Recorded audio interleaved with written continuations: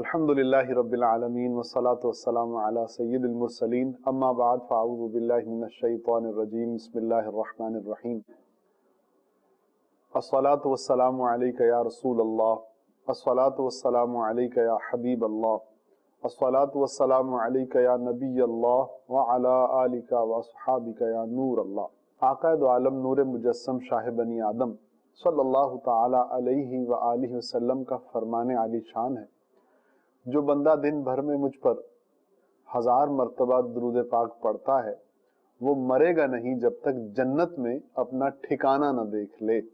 सल्लु अलल हबीब सल्लल्लाहु ताला अला मुहम्मद सल्लल्लाहु अलैहि वसल्लम। मदनी चैनल के नाजरीन, सिलसिला है अंधेरे से उजाले की तरफ। पिछले सिलसिले के आखिर में हम अम्र बिल मारूफ और नही अनिल मुनकर के हवाले से गुफ्तगू कर रहे थे। इस्लाह के हवाले से गुफ्तगू हुई और फिर दावत इस्लामी का जो मिशन स्टेटमेंट है कि मुझे अपनी और सारी दुनिया के लोगों की इस्लाह की कोशिश करनी है, इस हवाले से भी गुफ्तगू हुई। अपनी इस्लाह एक मुसलमान के लिए बेहद ज़रूरी है। जब तक एक मुसलमान उन चीज़ों को नहीं जानता कि जिनका जानना उस पर फ़र्ज है तो वो कैसे फ़राइज़ को अदा कर सकेगा, और जब तक कोई शख्स उन चीज़ों को नहीं जानता कि जो हराम हैं, नाजायज़ हैं, जिनसे बचना उसके लिए ज़रूरी है, तो वो कैसे उन चीज़ों से बचेगा। तो जो इस्लाह है वो बहुत ज़रूरी है और उस इस्लाह के लिए इल्म भी बहुत ज़रूरी है। हमारे माशरे में आजकल बहुत से लोग इस्लाह के दावेदार तो हैं, लेकिन वो उन बुनियादी उलूम से भी गाफिल हैं या उन बुनियादी चीज़ों से भी गाफिल हैं कि जिनका जानना उनके लिए बहुत ज़रूरी है। आज के इस पुरफितन दौर में दावत इस्लामी ने अल्हम्दुलिल्लाह अला एहसानी नेकी की दावत और बुराई से रोकने का जहन मुसलमानों का बनाने की बहुत कोशिश की है, और अल्हम्दुलिल्लाह अला एहसानी इस कोशिश की बेशुमार बहारें जो हैं वो आपके सामने हैं। आप जहाँ कहीं भी हैं दावत इस्लामी के साथ वाबस्ता हो जाइए, और बिलखुसूस मैं आपसे गुजारिश करूँगा कि आप दावत इस्लामी के मदनी माहौल में जो लिटरेचर छपता है, जो किताबें छपती हैं, उनका ज़रूर मुताला फरमाइए। आइए आज के पहले सवाल की तरफ चलते हैं। इस्लाह नफ्स, अपनी इस्लाह बहुत ज़रूरी है, लेकिन इसके साथ साथ माशरे में जो कुछ हो रहा है उसके हवाले से भी एक मुसलमान को ये हुक्म है कि जहाँ तक हो सके वो अपने दीगर मुसलमान भाइयों को गुनाहों से बचाने की कोशिश करे। वो सब पिछले सिलसिले में आखिरी कलाम नेकी की दावत और बुराई से रोकने के बारे में था। आजकल ये ख्याल बहुत आम होता जा रहा है कि हमें दूसरों के मामलात में दखल अंदाजी नहीं करनी चाहिए, लोग जो कर रहे हैं उनको करने दिया जाए, ये उनका मामला है और खुदा का मामला है।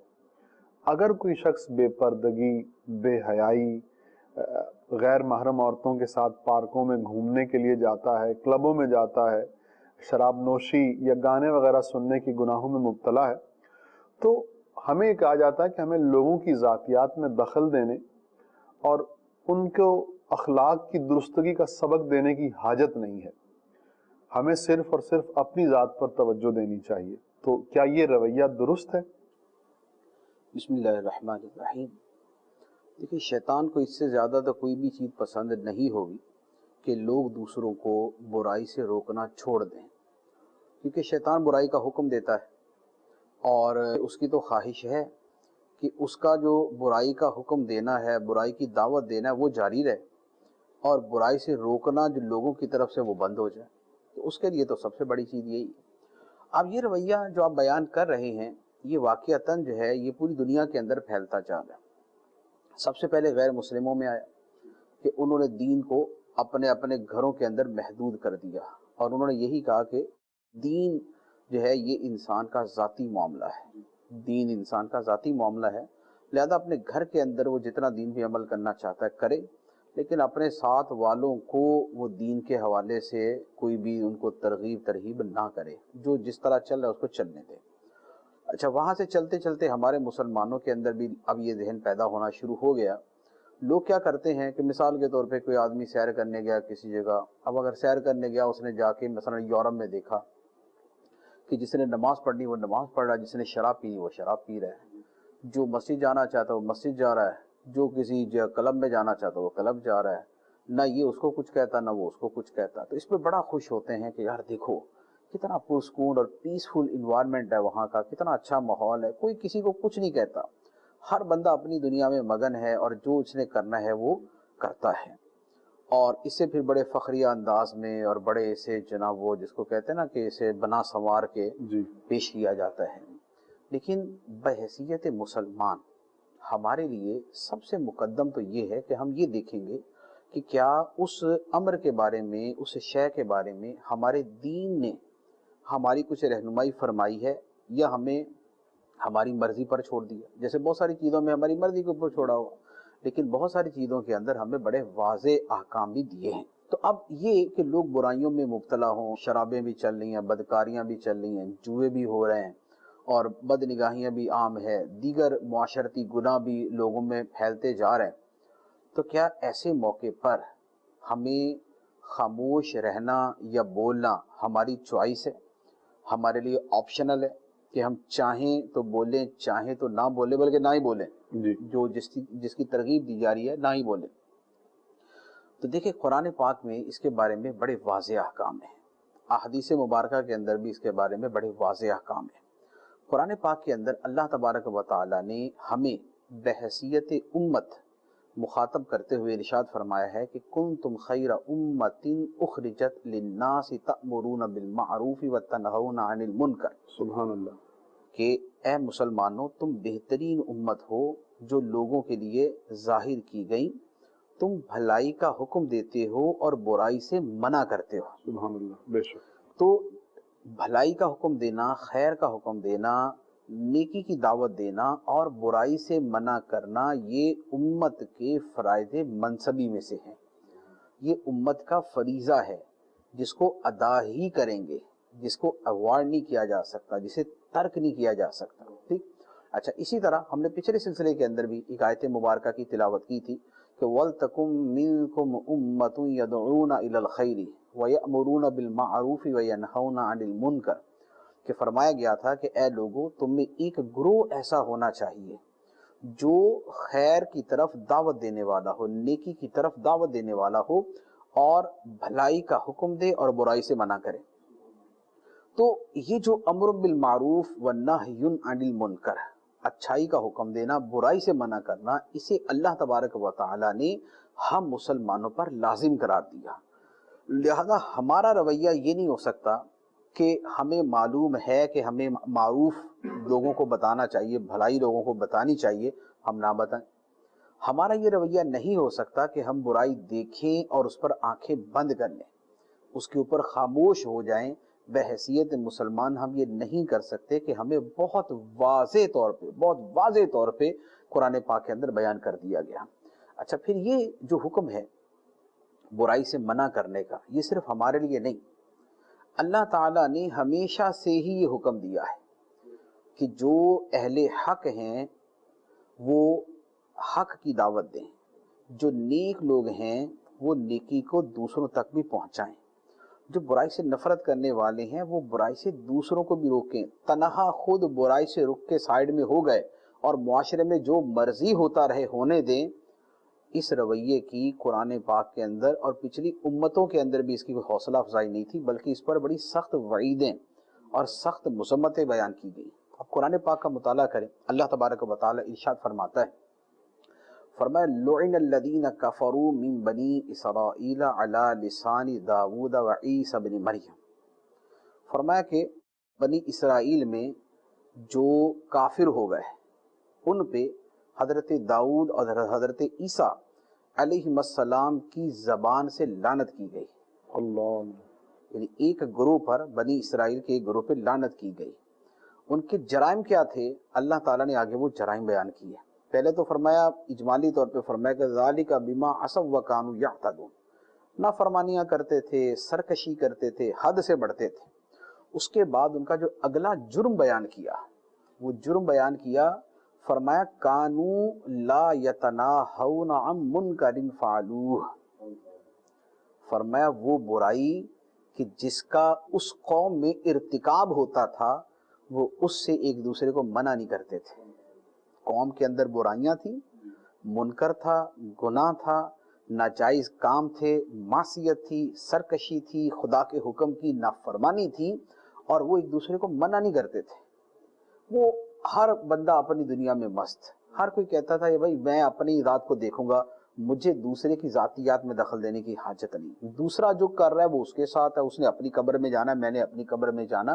لیکن اللہ تعالیٰ نے اس بات پہ ان کو چھوڑا نہیں، اس کو ان کے جرم کے طور پہ بیان کیا اللہ، کہ یہ ان کا جرم تھا۔ کانوا لا یتناہون، وہ ایک دوسرے کو منع نہیں کرتے تھے، ان منکر فعلوہ، اس برائی سے جس برائی کا وہ قوم مرتکب تھی۔ تو برائیاں تھیں، منع نہیں کرتے تھے، یہ سبب بن گیا اس چیز کا کہ وہ اس حد کو پہنچ گئے کہ اللہ کے 2 نبیوں نے ان پہ لعنت کی، اللہ، اللہ، علی لسانی داؤد و عیسی ابن مریم، 2 نبیوں کی زبان سے ان پہ لعنت کی گئی۔ اچھا، پھر اسی طرح قرآن پاک کے اندر ایک اور جگہ اللہ تعالیٰ نے جو بنی اسرائیل کے علماء تھے، جو ان کے درویش تھے، جو ان کے صوفی تھے، یوں کہہ لیں، جو ان کے جرائم کو بیان کیا، ان کی کوتاہیاں بیان کی، ان پہ کیوں اللہ تعالیٰ کا غضب اترا، کیوں خدا کی ان پہ لعنت ہوئی، کیوں خدا کے غضب کا شکار ہوئے، وہ جو ان کے جرائم کی فہرست بیان کی گئی، اسی کے اندر یہ بیان کیا گیا، فرمایا لولا ینہاہم الربانیون والاحبار عن قولہم الاسم واکلہم السحت۔ اللہ، اللہ، فرمایا کہ ان کے علماء نے اور ان کے درویشوں نے، جو ظاہر کے علماء تھے اور جو باطن کے علماء تھے، انہوں نے اپنی قوم کو کیوں منع نہیں کیا، اپنی قوم کو کیوں منع نہیں کیا، کس بات سے؟ قولہم الاسم، گناہ کی بات کہنے سے، وَأَكْلِهِمُ السُّحْتِ، اور حرام کھانے سے۔ اللہ، اللہ، اس کا مطلب یہ ہوا کہ قوم میں یہ 2 چیزیں تھیں، اور بھی تھی لیکن یہ 2 گناہ یہاں پر بیان کیے، گناہ کی بات کہنا اور حرام کھانا۔ قوم میں حرام خوری تھی، ان کے اندر حلال و حرام کی تمیز نہیں تھی، وہ یہ سبت کی جو شکار تھا، ہفتے کے دن کا شکار حرام تھا، لوگ کرتے تھے، وہ آرام سے بیٹھے ہوئے تھے۔ لوگوں میں جھوٹ تھا، غیبت تھی، بہتان تراشی تھی، الزام لگانا تھا، گالیاں دینا تھا، فحش بکنا تھا، قول اسم، گناہ کی بات رائج تھی ان کے اندر۔ لیکن ان کے علماء اور ان کے درویشوں نے ان کو منع نہیں کیا، تو فرمایا کہ یہ ان کا وہ جرم تھا، کیا ہی برا کام تھا جو وہ کرتے تھے، کہ ان کی تو ذمہ داری تھی، ان پر لازم تھا کہ اپنے لوگوں کو برائی سے منع کرتے۔ تو یہ دیکھیں کہ برائی سے جہاں منع کر سکتے تھے وہاں بھی منع نہیں کیا۔ جب معاشرے میں اجتماعی طور پہ برائیاں ہو رہی ہیں تو خاموشی اختیار کر لی، اپنی زبانوں کو سی لیا، کلام کرنا بند کر دیا۔ نتیجہ کیا ہوا؟ نتیجہ یہ ہوا کہ غضب الہی کا یہ بھی شکار ہوا۔ چنانچہ حدیث مبارک کے اندر ایک جگہ فرمایا گیا، اسی آیت مبارکہ کی تفسیر کے اندر فرمایا ہے، نبی پاک صلی اللہ تعالیٰ علیہ وسلم نے ارشاد فرمایا کہ بنی اسرائیل میں لوگوں میں کچھ برائیاں شروع ہوئیں، تو ان کے علماء نے ان کو شروع میں منع کیا، قوم کے بڑوں نے منع کیا، لیکن پھر وقت گزرنے کے ساتھ ساتھ منع کرنا انہوں نے بند کر دیا، اور ان کے ساتھ اپنا کھانا پینا اٹھنا بیٹھنا جاری رکھا۔ پہلے منع کرتے تھے، پھر اس میں سستی آئی، پھر آہستہ آہستہ کہنا بند کر دیا، ان کے ساتھ کھانا پینا جاری رہا، حتیٰ کہ انہی کے ہم پیالہ ہم نوالا بن گئے۔ پھر ان کے سامنے بھی برائی ہوتی تھی تو وہ اتنا وہ بات نہیں کرتے تھے، تعلقات ہیں یار، دوستی ختم ہو جائے گی، مائنڈ کر جائے گا، فیل کرے گا، سبھی کر رہے ہیں، اس نے کر لیا تو کیا ہے، پھر جو ہمارے ہاں جس طرح کیا جاتا ہے نا، دیکھا جاتا ہے، تو بھی معاشرہ ہی اب ایسا ہے، لوگ ہی بگڑ گئے ہیں، سمجھانے کا فائدہ کوئی نہیں ہوتا۔ یہ کرتے کراتے جب انہوں نے یہی کرنا شروع کر دیا تو حدیث مبارک کے اندر ہے کہ پھر اللہ تعالیٰ نے ان پر اپنا عذاب نازل کیا جو ان کے عام اور خاص سب لوگوں پہ آیا، اللہ استغفر اللہ ربی، جو ان کے عام اور خاص سب لوگوں پہ عذاب آیا، نہ ان کے علماء بچے اور نہ ان کے گناہ کے مرتکب لوگ بچے۔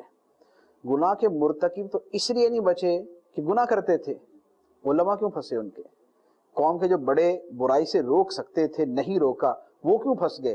اس لیے کہ روکنے پر قدرت تھی اور نہیں روکا۔ اللہ، برائی سے منع کرنے کی جو ان کی ذمہ داری تھی اس سے انہوں نے اپنی روگردانی کی، اس کو ادا نہیں کیا، یہ نتیجہ ہوا۔ اسی طرح اور کئی اس طرح کی روایتیں ہیں جن میں فرمایا گیا کہ اللہ تعالیٰ نے جبرائیل امین علیہ السلام کو فرمایا کہ فلاں قوم پہ عذاب نازل کر دے۔ انہوں نے کہا کہ یا اللہ، اس قوم کے اندر تو بڑا نیک متقی پرہیزگار بندہ موجود ہے، ہر وقت تیرا ذکر کرتا ہے۔ اللہ تعالیٰ نے فرمایا اس قوم پہ عذاب نازل کرو اور سب سے پہلے اس پہ۔ اللہ اللہ، یہ جو متقی صاحب ہیں، یہ جو پرہیزگار صاحب ہیں، یہ جو بہت نیک ہیں، یہ جو بہت زیادہ جو ہے وہ نمازیں پڑھنے والے، اس کو پہلے عذاب دو۔ اللہ اس لیے کہ میری نافرمانی پر اس کو کبھی تکلیف نہیں ہوئی، اللہ اللہ، اس کو کبھی احساس نہیں ہوا کہ خدا کی نافرمانی ہو رہی ہے تو میں قوم کو روکوں، منع کروں۔ کوئی نہیں بھی مانے گا میں تو اپنا فرض ادا کروں، کوئی نہیں بھی مانے گا میں تو اپنی ذمہ داری پوری کروں، تو فرمایا اس کو بھی عذاب دو۔ اسی طرح ایک اور جگہ ہے کہ 30-40 ہزار جو ہے وہ نیک افراد قوم میں موجود تھے، فرمایا ساری قوم پہ عذاب آئے گا، گناہ گاروں پہ بھی آئے گا، یہ 30-40 ہزار جو نیک ہیں ان پہ بھی عذاب آئے گا۔ ان پہ اس لیے آئے گا کہ یہ روکتے نہیں، اللہ، یہ منع نہیں کرتے، یہ برائی سے منع نہیں کرتے۔ اور یہ وہ بات ہے جو اللہ تعالیٰ نے قرآن پاک میں ارشاد فرمایا وَاتَّقُوا فِتْنَةً لَا تُصِيبَنَّ الَّذِينَ ظَلَمُوا مِنْكُمْ خَاصَّةً۔ اللہ، فرمایا ڈرو اس فتنے سے، ڈرو اس فتنے سے جو تم میں صرف خاص لوگوں کو نہیں آئے گا، خاص لوگ کے جو گناہ کرنے والے صرف ان پہ نہیں آئے گا، ان پہ بھی آئے گا، نیکوں پر بھی آئے گا۔ اللہ، اس لیے اس کی اس آیت مبارکہ کی تفسیر کے اندر صحابہ کرام نے واضح طور پہ یہ ارشاد فرمایا کہ خاص گناہ گاروں پہ وہ عذاب نہیں آئے گا بلکہ نیکوں پر بھی آئے گا۔ نمازی، روزے دار، زکوٰۃ دینے والے، حج کرنے والے، قرآن کی تلاوت کرنے والے، ذکر کرنے والے، درود پڑھنے والے، بڑے جناب جو ہے نا وہ ورد وظیفے کرنے والے، ان پہ بھی عذاب آئے گا۔ اس لیے کہ قوم تو برائیوں میں پڑی ہوئی تھی اور یہ اپنے حجرے میں بیٹھے ہوئے تھے، اللہ، ان کو پرواہ نہیں تھی کہ اپنے لوگوں کو برائیوں سے منع کریں۔ ان کو پتا تھا ہماری قوم کے اندر اتنی عزت ہے کہ سمجھائیں گے تو سمجھیں گے، انہیں پتا تھا معاشرے کے اندر ہمارا ایسا سٹیٹس ہے کہ اگر ہم سمجھانے جائیں گے تو کچھ بہتری آئے گی، لوگ کچھ نہ کچھ گناہوں سے رکیں گے۔ لیکن صرف اسی لیے کہ نہیں یار وہ سمجھانے جاتے ہیں نا تو لوگ مائنڈ کر جاتے ہیں، پھر پاس آنا چھوڑ دیتے ہیں، پھر جو ہے نا وہ بیٹھتے نہیں ہیں، پھر تعلقات خراب ہو جاتے ہیں، پھر دیکھ کے جو ہے نا وہ ادھر کو نکل جاتے ہیں ادھر کو نکل جاتے ہیں۔ تو بس یہ چیزیں، اس طرح کی چیزوں کا خیال کر کے برائی سے روکنا جو تھا وہ ترک کر دیا، تو ان کے اوپر بھی عذاب آئے گا۔ تو یہ ہے ہمارا حکم اسلامی۔ تو یہ نہیں ہے یہ طرز عمل جو آپ نے سوال میں بیان کیا نا کہ لوگ کہتے ہیں کہ یار اگر برائیاں ہو رہی ہیں تو لوگ کر رہے ہیں نا، بدکاری بڑھتی جا رہی ہے تو لوگوں کا مسئلہ ہے نا، ہم ان کی جو ہے نا وہ خلوتوں کے اندر دخل کیوں دیں؟ اگر انٹرنیٹ کے ذریعے گندگی پھیل رہی ہے، اگر فلم و ڈراموں کے ذریعے بے حیائی عام ہو رہی ہے، اگر کیٹ واک کے اندر جناب الٹی سیدھی حرکتیں کی جا رہی ہیں، اگر ایڈورٹائزمنٹ کے نام کے اوپر گندگی پھیلائی جا رہی ہے، اگر جو ہے وہ آرٹ کے نام پہ، فن کے نام پہ اور کنسرٹ کے نام کے اوپر بے حیائی اور فحش جو ہے وہ ڈانس ہو رہے ہیں، تو ہمیں کیا یار، لوگ کر رہے ہیں نا، لوگوں کو کرنے دیں، ہم ان کی ذاتیات کے اندر کیوں دخل دیتے ہیں اور ہم ان کو جو ہے وہ سمجھانے کے لیے کیوں نکل جاتے ہیں؟ لہذا لوگوں کو ان کے حال پہ چھوڑ دیں۔ شراب پی رہے ہیں یار، اس کا میٹر ہے، اس کے شراب پینے سے ہمیں کیا نقصان ہوتا ہے؟ کوئی بدکاری کر رہا ہے، کوئی لڑکا لڑکی آپس کے اندر لگے برائی کے اندر، تو وہ لگے ہوئے ہیں نا، وہ حساب دیں گے، انہوں نے اپنی قبر میں جانا، انہوں نے خدا کی بارگاہ میں جواب دینا ہے، ہمیں کیا؟ لیکن اس کا نتیجہ کیا ہوتا ہے؟ اس کا نتیجہ یہ ہوتا ہے کہ برائی یکدم نہیں آتی۔ ہم تو اپنی آنکھوں سے دیکھتے ہیں کہ 20-25 سال پہلے کیا یہ بے حیائی اتنی ہی تھی؟ کیا بے پردگی اتنی تھی؟ کیا نمازوں کا چھوڑنا اتنا تھا؟ کیا شراب اتنی ہی عام تھی؟ کیا بدکاری اتنی ہی عام تھی؟ کیا لڑکے لڑکیوں کے تعلقات اتنے ہی عام تھے؟ کیا کیوں ایجوکیشن اسی طریقے سے تھی؟ کیا لڑکے لڑکیاں اس طریقے سے مل کے پڑھتے تھے؟ کیا یہ رنگ برنگے جو ہے فیشن کے جو ہے وہ کنسرٹ اور پروگرام اور یہ کیٹ واک اور اس طرح کی چیزیں کہ ایسے ہی ہوا کرتی تھی؟ ہوتی ہی نہیں تھی، نام و نشان نہیں تھا، بہت مائنیوٹ، بہت تھوڑا اقل قلیل جو ہے وہ یہ چیز پائی جاتی تھی۔ لیکن وہ برائی پھیلنا شروع ہوئی، روکنے والوں نے یا تو توجہ نہیں کی یا چند ایک منع کرنے والے تھے، باقی سارے کے سارے لگے ہوئے تھے کہ بھئی جو ہو رہا ہے سو ہونے دو۔ تو نتیجہ کیا ہوا کہ آج معاشرہ کہاں پہنچا ہوا ہے؟ آج معاشرہ اس حد کو پہنچا ہوا ہے کہ لوگوں کے سامنے اسلام کا حکم بیان کریں تو ان کو تعجب ہوتا ہے، اچھا یہ گانے وانے منع ہیں، اللہ، موسیقی منع ہے، کمال ہے یار، اچھا آپ کہتے تو ہوگی پھر لوگوں کو اس پہ تعجب ہو رہا ہے، وہ حکم اسلام سے اتنا دور ہو چکے۔ تو یہ ہماری ذمہ داری ہے کہ ہم برائی کے خلاف جہاد کریں، ہم برائی سے اپنی زبان سے منع کریں۔ ہمیں دین نے سیدھا سیدھا اصول دیا، فرمایا جو تم میں برائی کو دیکھے اپنے ہاتھ سے اس کو روکے، یعنی طاقت سے روکے، اور اگر ہاتھ سے نہیں روک سکتا تو زبان سے روکے، اور اگر زبان سے نہیں روک سکتا تو دل میں برا جانے۔ اب طاقت کے ساتھ روکنا تو عوام کا کام نہیں ہوتا، ہم تو نہیں کریں گے کہ اگر ایک برائی دیکھی تو ہم جناب وہ ہاتھ سے جا کے زور زبردستی اس کو منع کریں، یہ ہم نہیں کریں گے، یہ ہمارا کام نہیں۔ لیکن یہ جن کا کام ہے ان کو تو کرنا ہے، یہ حکمرانوں کا کام ہے، یہ اصحاب اقتدار کا کام ہے، یہ جن کے پاس اتھارٹی ہے، پاور ہے، یہ ان کا کام ہے۔ اچھا، لیکن ہمارا کام زبان سے تو منع کرنا ہے۔ باپ اپنی اولاد کو زبان سے تو منع کر سکتا ہے، بھائی اپنے بھائیوں کو زبان سے تو منع کر سکتا ہے، دوست اپنے دوست کو زبان سے تو منع کر سکتا ہے۔ ہم معاشرے کے اندر اوورال دیکھتے ہیں، ہم زبان سے تو منع کر سکتے ہیں۔ ہمارے سامنے بیسیوں برائیاں ہو رہی ہوتی ہیں، کسی جگہ ہم پیار سے، کسی جگہ تھوڑے سے دوسرے انداز سے ہم جا کے منع تو کر سکتے، سمجھا تو سکتے کہ یار یہ غلط ہے، یہ برائی ہے۔ لوگ جھوٹ بول رہے، فراڈ کر رہے، دھوکہ دے رہے، چوری کریں، جو مرضی کرے، بدکاری کرے، لڑکا لڑکی کٹھے گھومے، جو مرضی کرتے رہے۔ وہ دوسرا جا کے کچھ کرے گا تو اس کے اوپر کیس ہو جائے گا کہ تم نے ان کو کیوں چھیڑا، تم نے ان کی پرائیویسی کے اندر کیوں مداخلت کی، جبکہ ہمیں تو حکم تھا کہ ہم زبان سے سمجھائیں۔ اچھا، پھر اگر کسی جگہ زبان سے سمجھانا ممکن نہیں ہے تو دل میں برا جاننا تو ہمارے لیے ضروری ہے، نہ یہ کہ ہم یہ بولیں کہ بھائی لوگوں کو ان کے حال پہ چھوڑ دو، کسی کی ذاتیات میں دخل نہ دو، جو جیسا کرتا ہے اس کو کرنے دو، ہمارا اسے کوئی کنسرن نہیں ہے، ہمارا اسے کوئی تعلق نہیں۔ اور یہ سب سے کمزور ایمان ہے۔ جب کمزور ایمان بھی چلا جائے گا تو پیچھے تو مردہ ایمان ہی رہ جائے گا۔ جب کمزور ایمان تو یہ ہے، جب یہ بھی نہیں تو پیچھے کیا ہے؟ پیچھے تو پھر وہ اتنا کمزور ہے کہ وہ مردے کے برابر ہے۔ تو اب ایمان لوگوں کے دلوں کے اندر چونکہ وہاں تک پہنچ چکا ہے کہ قریب مرگ والے ایمان کی حالت ہے، لہذا اب کہتے ہیں یار جو جیسا برائی میں لگا ہوا، جو جیسا کر رہا ہے اس کو کرنے دو، منع کرنے کی حاجت نہیں ہے۔ تو یہ جو سوچ کہ اس میں شاعر ہیں، اس میں ادیب ہیں، اس میں رائٹرز ہیں، اس میں لکھنے والے، کتابیں لکھنے والے، اس میں دنیاوی تعلیم یافتہ لوگ ہیں، اس میں سیکولر کہلانے والے، خاص طور پہ سیکولر کہلانے والے، یہ جو سوچ پروموٹ کر رہے ہیں یہ اسلام کی سوچ نہیں ہے، یہ قرآن کے حکم کے بالکل برخلاف ہے، یہ احادیث کے فرمان کے اور یہ دین اسلام کے حکم کے بالکل برخلاف ہے، کسی بھی صورت اسلام کا یہ حکم نہیں ہے۔ مدنی چینل کے ناظرین، مسلمان ہونے کی حیثیت سے جہاں ہمارے لیے یہ ضروری ہے کہ ہم اپنی اصلاح کریں، وہیں ہمارے گرد و پیش میں جو مسلمان رہتے ہیں، وہ لوگ جو ہمارے حلقہ احباب میں آتے ہیں، وہ لوگ کہ جو ہمارے ساتھ ہمارے گھر میں رہتے ہیں، ان کی اصلاح کی ذمہ داری بھی ہمارے کاندھوں پر ہے۔ اور مفتی صاحب نے یہ بات آیات قرآنی کی تفسیر کے ضمن میں فرما دی کہ بہت سی قوموں پر عذاب ہوا اور وہ عذاب نیک اور بد ہر ایک پر نازل ہوا۔ بدوں پر تو اس وجہ سے کہ وہ برائی کرتے تھے، گناہ کرتے تھے، اور نیکوں پر اس وجہ سے کہ وہ ان لوگوں کو گناہ کرتے ہوئے دیکھتے تھے لیکن گناہ سے روکتے نہیں تھے۔ اللہ اکبر، آج شاید ہماری بھی اکثریت ایسی ہو چکی ہے، باپ کے سامنے بیٹا جو ہے وہ ٹیلی ویژن پر غلط چیزیں دیکھ رہا ہوتا ہے، ماں کے سامنے بیٹی جو ہے وہ گناہ کے کاموں میں مشغول ہوتی ہے، بھائی بھائی کے ساتھ مل کر گناہ کر رہا ہوتا ہے۔ اللہ اکبر۔ تو اگر آپ کے ہاتھ میں اختیار ہے تو آپ سے اس اختیار کے بارے میں پوچھا جائے گا۔ قیامت کے دن باپ سے بیٹے کی تربیت کے حوالے سے سوال ہوگا۔ اللہ اکبر۔ ملک کا حکمران جو ہے اس سے اس ملک کی رعایا کے بارے میں پوچھا جائے گا۔ اللہ اکبر۔ تو وہ وقت بہت مشکل ہوگا، اس وقت شاید جواب دینا بہت ہی زیادہ مشکل ہو جائے گا۔ اللہ تعالی ہمیں ہر حال میں اپنی اصلاح کرتے رہنے اور دوسروں کو نیکی کی طرف بلاتے رہنے کی توفیق عطا فرمائے۔ اسلام عمل، حرکت اور جذبے کا نام ہے۔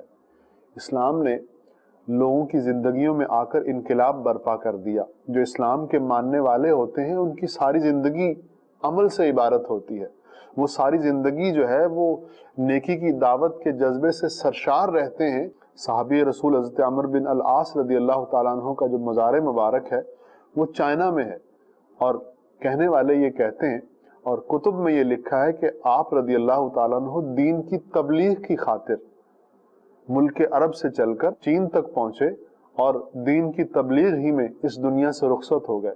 صحابہ کرام میں سے ہر ایک صحابی جو تھا وہ مجسم حرکت اور مجسم جذبہ تھا، وہ ہر وقت آقا دو عالم صلی اللہ تعالی وسلم کے مبارک دین کی سربلندی اور ان کے دین کی اشاعت میں سرگرم عمل رہا کرتے تھے۔ آج بحیثیت مسلمان یہ اسلام کی ذمہ داری ہمارے کندھوں پر ہے، اور اب ہمیں یہ سوچنا ہے کہ ہم اس ذمہ داری کو کس حد تک پورا کر رہے ہیں۔ مسلمان ہونے کی حیثیت سے جو قرآن کا پیغام، جو سنت کا اور حدیث کا پیغام ہم تک پہنچا ہے، کیا ہم اس کو دوسروں تک پہنچا رہے ہیں؟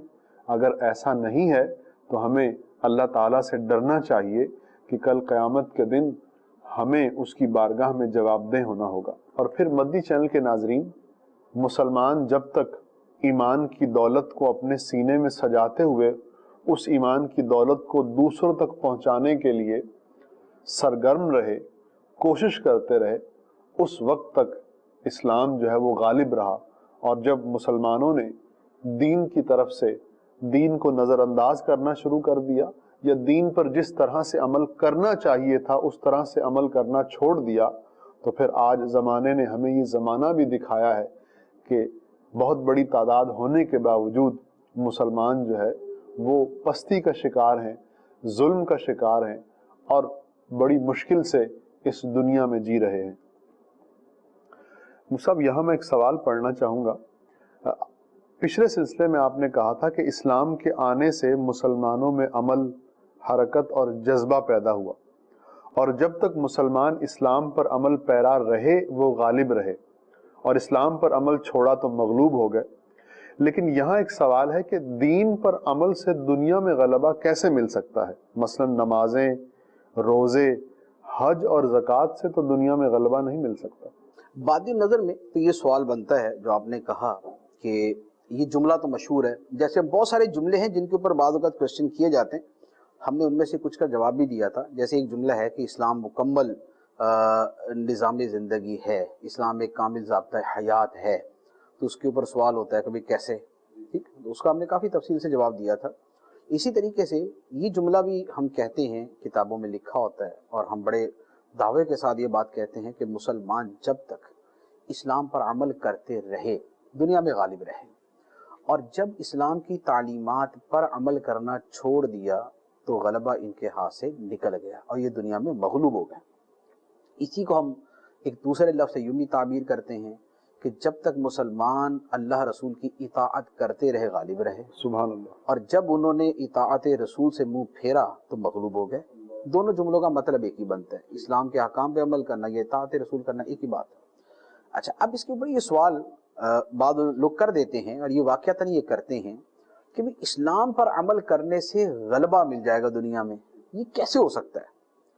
مثلا نمازیں پڑھنے سے کیسے دنیا کے اندر غلبہ مل جائے گا؟ دنیا ایٹمی ٹیکنالوجی بنا رہی ہے، ہم کہہ رہے ہیں نمازیں پڑھ کے دنیا پہ غالب آ جاتا ہوں۔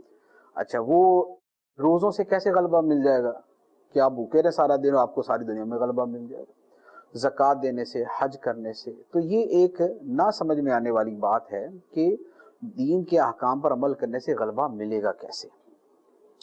اس کا بڑا تفصیلی جواب ہے، اور جواب کی بنیاد یہ ہے کہ اصل میں یہ سوال ہی جو ہے یہ اسلام کی مکمل معلومات نہ ہونے کی وجہ سے ہے، اسلام کی تعبیر کو درست نہ سمجھنے کی وجہ سے کہ اسلام ہے کیا۔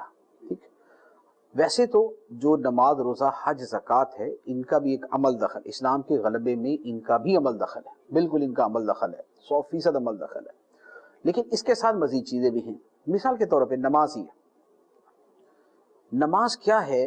بندے اور خدا کے تعلق کو مضبوط کرنے والی ایک عبادت ہے۔ یہ بندے کو یہ احساس دلانے کے لیے ہے کہ اللہ تجھے دیکھ رہا ہے۔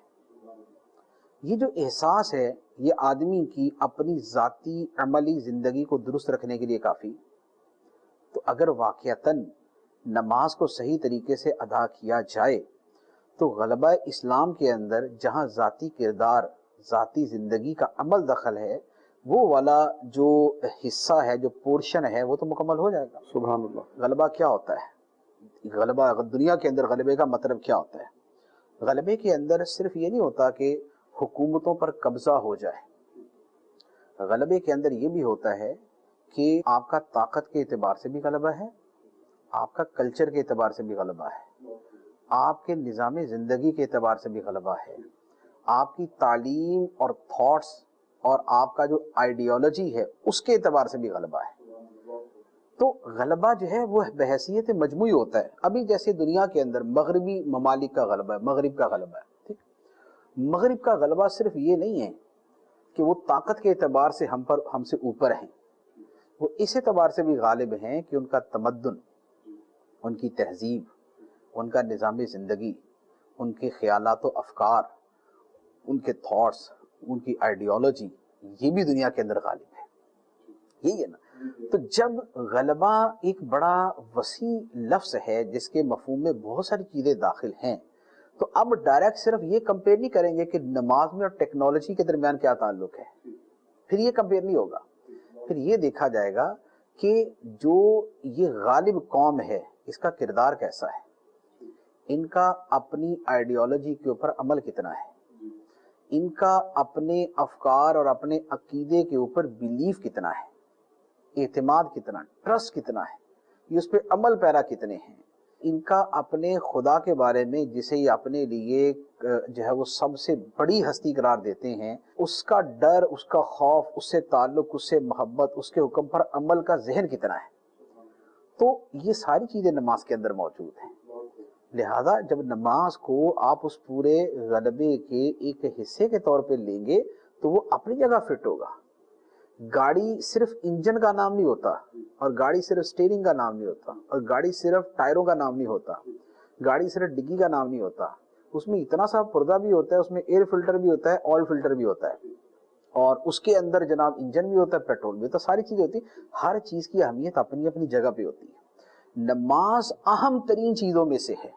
نماز صرف جو ہے نا وہ نٹ بولٹ اور وہ نہیں ہے، یہ اس غلبے کی جو اس کی ماہیت ہے، یہ اس کے اندر بڑی بنیادی حیثیت رکھنے والی شے ہے۔ بہت خوب، سبحان اللہ۔ تو نماز بندے اور خدا کے تعلق کو مضبوط کرنے والی، اس کی روحانیت کو مضبوط اور اسٹرانگ کرنے والی چیز ہے۔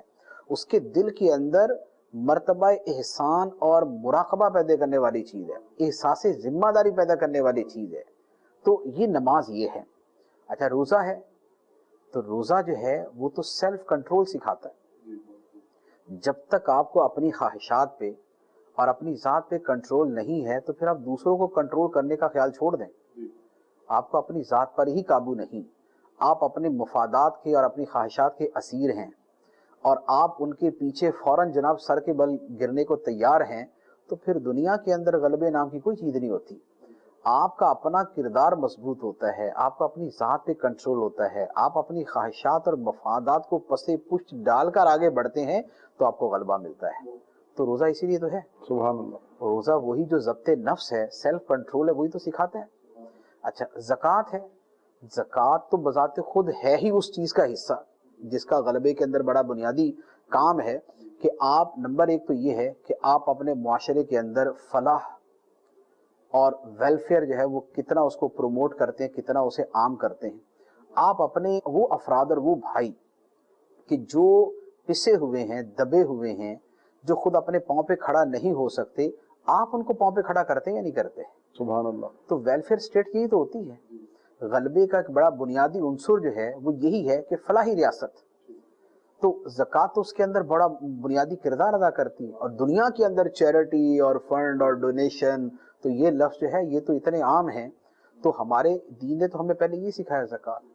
اچھا، حج ہے، حج جو آپ کے اندر جذبہ پیدا کرتا ہے وہ دوسرا کوئی عمل پیدا نہیں کرتا، حتیٰ کہ نماز بھی پیدا نہیں کرتی، حالانکہ نماز حج سے افضل ہے، لیکن چونکہ روزانہ ہی ہے نا 5 مرتبہ ہے، تو 5 مرتبہ آدمی کے لیے وہ فیلنگز اور وہ کیفیات مشکل ہوتی ہیں، لیکن حج زندگی میں 1 مرتبہ ہے۔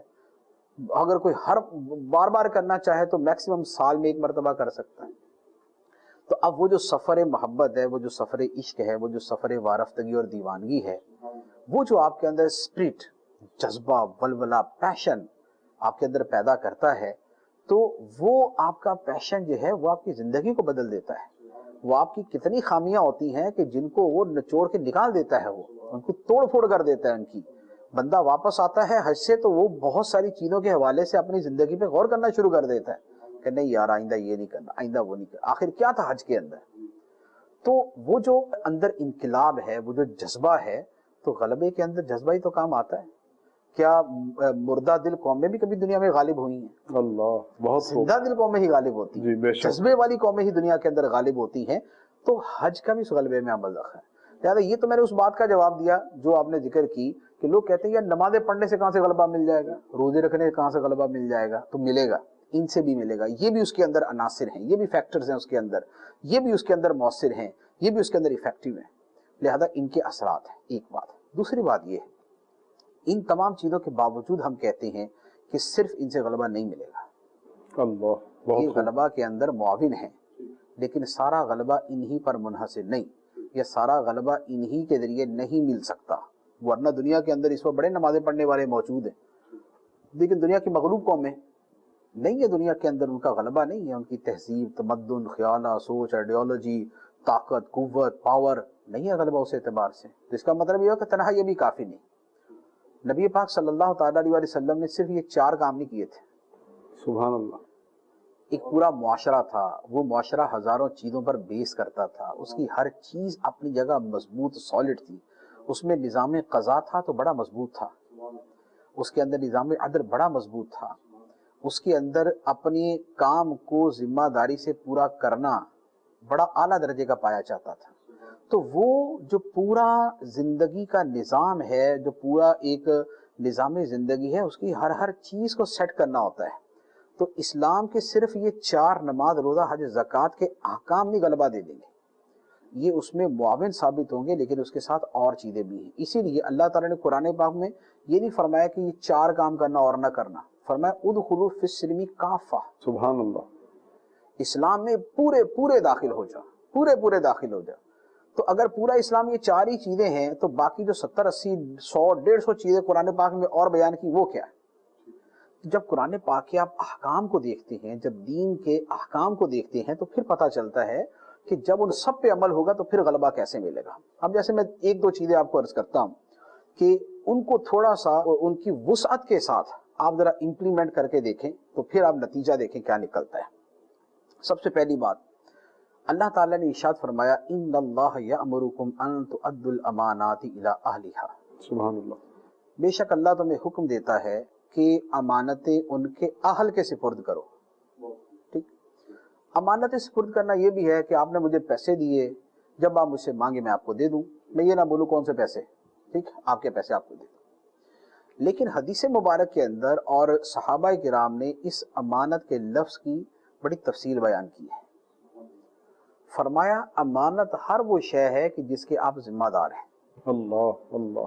امانت صرف پیسے نہیں، امانت ہر وہ شے ہے جس کے آپ ذمہ دار ہیں. آپ کے ہاتھ میں اتھارٹی ہے لوگوں کو عہدہ اور منصب دینے کی، تو آپ اہل آدمی کو دیں، کمپیٹنٹ آدمی کو دیں. اسی لیے ایک حدیث مبارک کے اندر نبی پاک علیہ الصلوۃ والسلام نے فرمایا اذا وسد الامر الى غیر اہلہ فانتظر الساعہ. اللہ اللہ. فرمایا کہ جب کام نا اہلوں کے سپرد کر دیے جائیں گے تو پھر قیامت کا انتظار کرنا. اللہ اللہ. تو جو بندہ جس عہدے پر رکھنا ہے وہ اہل ہونا چاہیے. یہ دین کا حکم ہے، یہ قرآن کا حکم ہے، یہ نبی پاک علیہ السلام کا حکم. صحابہ کرام سے زیادہ نیک متقی کون تھا؟ لیکن آپ نے کئی صحابہ کو منع کر دیا کہ یہ ذمہ داری تمہیں نہیں دینی. کیوں؟ اس لیے کہ صحابی ہونا اور ہے لیکن کسی ذمہ داری کا اہل ہونا اور چیز ہے. میں اگر ایک عالم ہوں، میں ایک عالم، تو اس کا یہ مطلب یہ تو نہیں ہے کہ آپ مجھے پی آئی اے کے جہاز کا پائلٹ بنا دیں کہ یار ماشاءاللہ مفتی صاحب نے زیادہ جہاز آپ ہی اڑائیے گا. ارے بھائی اس کے تقاضے ہی کچھ اور ہے. وہاں پائلٹ ہی کام دے گا، وہاں مفتی صاحب کام نہیں دے سکتے. اچھا، لیکن آپ پائلٹ کو مفتی کے منصب پہ بٹھا دیں کہ یار تم تو جہاز بھی اڑاتے ہو، چلو فتویٰ بھی دے دینا، تو حماقت اس سے بڑھ کے اور کیا ہوگی. تو کمپیٹنسی کیا ہے، اہلیت کیا ہے؟ اہلیت یہ ہے کہ جو بندہ جس کام کو کرنے کی صلاحیت رکھتا ہے وہ کام اسی کے حوالے کرے. سبحان اللہ. بہت خوب. اسی طریقے سے ہر شعبہ ہے. آپ نے اگر ٹرانسپورٹ کا بھی نظام کسی کو دینا ہے تو جو اس کا ماہر ہے، جو اس کا اہل ہے، اسی کو دیں. آپ نے ایجوکیشن کا ڈپارٹمنٹ کسی کے حوالے کرنا ہے، جو اس کا اہل ہے اسی کو دیں. تو یہ دین کا، قرآن کا، حدیث کا بنیادی حکم ہے کہ آپ منصب اسی کو دیں جو اس منصب کا اہل ہو، منصب اسی کو دیں جو اس منصب کا اہل ہو۔ آپ اس کی ایک مثال لے لیں، حضرت یوسف علیہ السلام نے بادشاہ سے فرمایا انی حفیظ علیم، کہ میں حفاظت کرنا بھی جانتا ہوں اور میں علم والا بھی ہوں، میں امانت دار بھی ہوں، دیانت دار بھی ہوں۔ بادشاہ نے اپنا جو خزانے کا نظام تھا وہ حضرت یوسف علیہ السلام کے حوالے کیا، تو وہ اگلے وہ 7 سال کے جس میں ساری قوم بھوک سے مر سکتی تھی ساری بچ گئی۔ سبحان اللہ، بہت خوب، کیا خوبصورت مثال۔ لاکھوں کروڑوں زندگیاں حضرت یوسف علیہ السلام کے حسن تدبر اور اہلیت کی وجہ سے بچ گئیں۔ تو جو جس کا اہل ہے کام اس کے حوالے کرے۔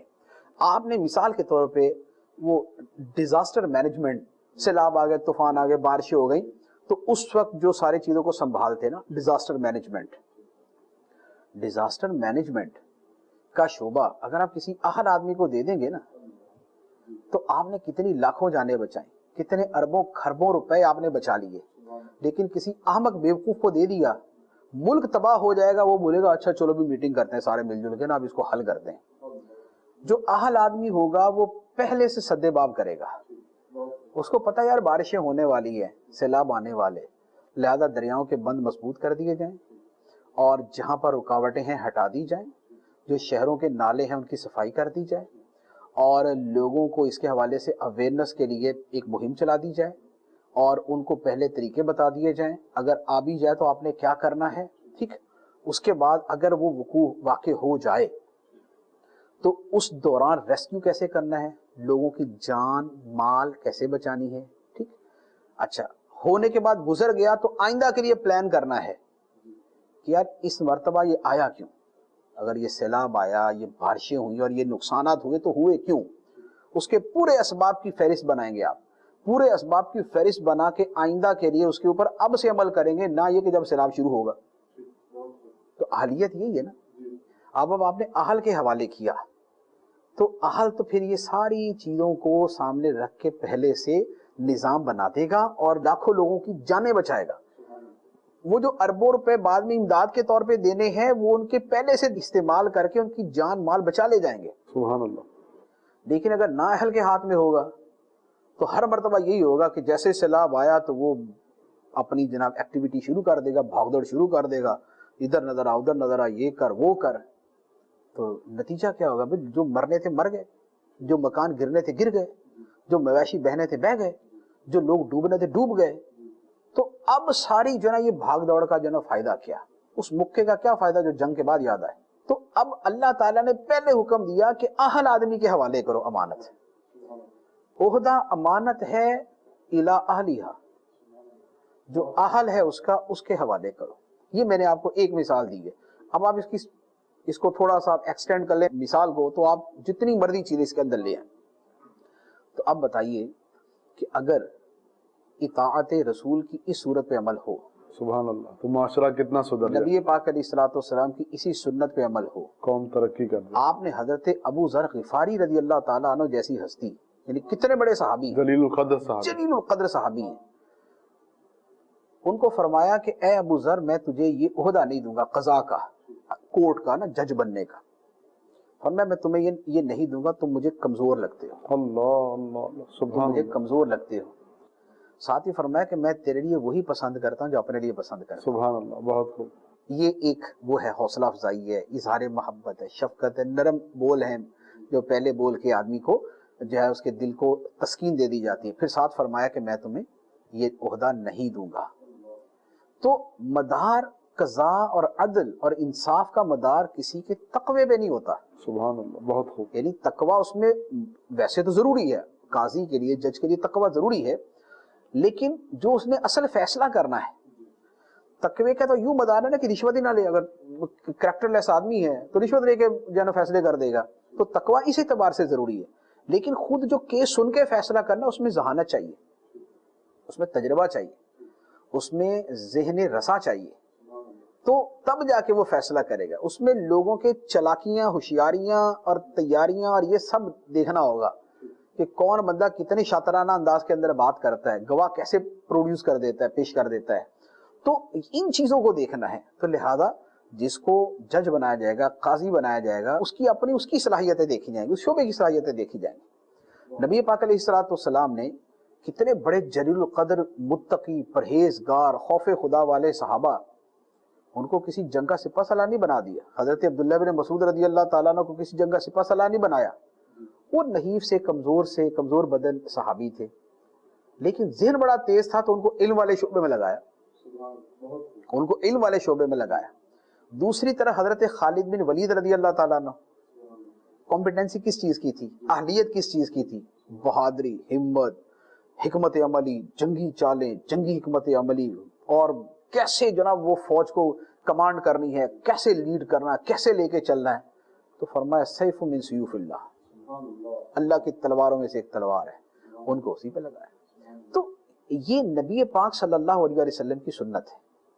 اب یہ جو ہم کہتے ہیں نا کہ جب تک سنت رسول، اتباع رسول اور اطاعت رسول پہ لوگ عمل کرتے رہے تو اس مسلمان غالب رہے، تو اس سے مراد صرف کھانے پینے کی سنتیں نہیں تھی، اس سے مراد سونے بیٹھنے اٹھنے جاگنے کی سنتیں نہیں تھی، وہ بھی تھی، اور ساتھ میں یہ پوری جو نظام زندگی کی سنتیں اور اسلام کے احکام ہیں وہ بھی مراد تھے اس کے اندر. تو یہ میں نے ایک آپ کے سامنے مثال عرض کی ہے کہ امانتیں ان کے اہل کے سپرد کر دو، منصب عہدے ان کے اہل کے سپرد کرو. تو اب اس کے اعتبار سے جو ہے نا، اچھا پھر اسی طرح خود جو منصب عہدہ دیا ہے، جس کے اہل کے سپرد کیا، امانت جس کو دی گئی، یعنی عہدہ جس کو دے دیا گیا، تو اسے کیا فرمایا؟ ان اللہ یامرکم ان تؤدوا الامانات، امانت کو ادا بھی کرے. جیسے عہدہ منصب ملا ہے وہ اسے ادا بھی کرے. یہ نہیں کہ عہدہ لے لیا اب کام کچھ نہیں کرنا.